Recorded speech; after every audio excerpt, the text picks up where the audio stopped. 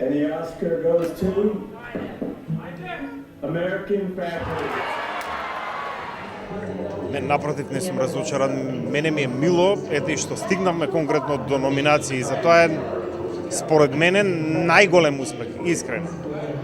Македонскиот документарен филм Медена земја, иако не успеа да освои Оскар на 92-то доделување на престижните филмски награди, беше повод во Скопје да се случи Медена ноќ. Во ноќта на Оскарите и македонската престолнина имаше свој црвен килим. Во Младинскиот културен центар беше организирано заедничко гледање на популарната манифестација, на која документарниот филм Медена земја беше номиниран во две категории: најдобар документарен и најдобар странски долгометражен филм. Екипата на МКС сака заедно да гледа Оскар и да преследува ваков тип на манифестации и сосема спонтано, поготоа што имаме наш представник годинава, решиме дека ќе објавиме дека тука ќе ги гледаме Оскарите и дека ќе ги поканиме сите кои што се заинтересирани вечерва да дојдат и да гледаат со нас. Половина за вас, половина за мене е една од највпечатливите пораки од филмот и за швајцарската амбасадорка, чија амбасада е меѓу најголемите поддржувачи на снимањето на филмот. I've seen this film. It's very beautiful and impressive in its message it gives to the people.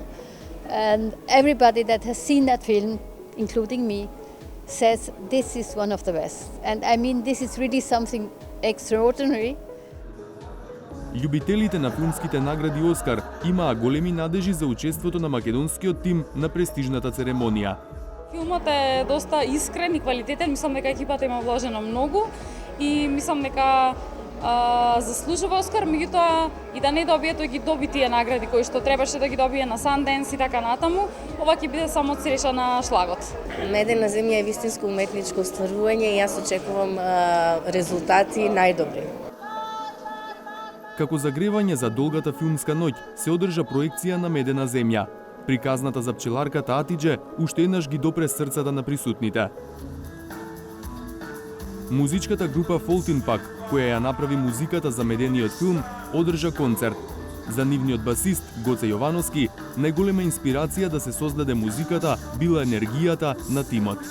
Прво работевме трейлер за филмот, имавме некои детали од филмот видено и после чекавме да се заврши филмот и да ја завршиме целата музика, али прилично долго време траеше целиот процес.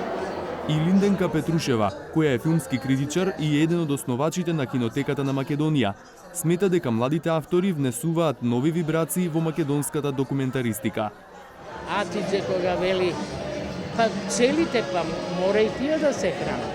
Тоа се знаете такви пораки носи овој филм, што мене од првото гледање бев во позитивен сок.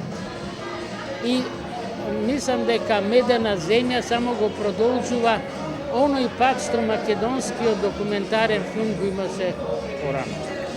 Погледите повторно вперени кон големото платно, но овој пат за доделувањето на Оскарите и за бодрење на тимот на Медена земја.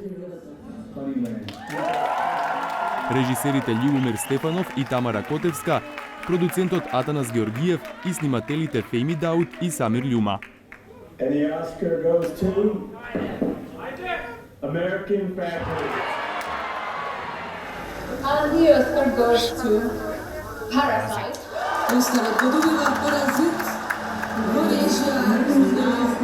Иако не доби Оскар, Медена земја веќе напише историја со двете номинации за Оскар и големиот број награди кои ги доби до сега. Во моментов е 4 часот и 30 минути изутрина, а најупорните влюбеници во Оскарите останаат до крај да проследат манифестацијата.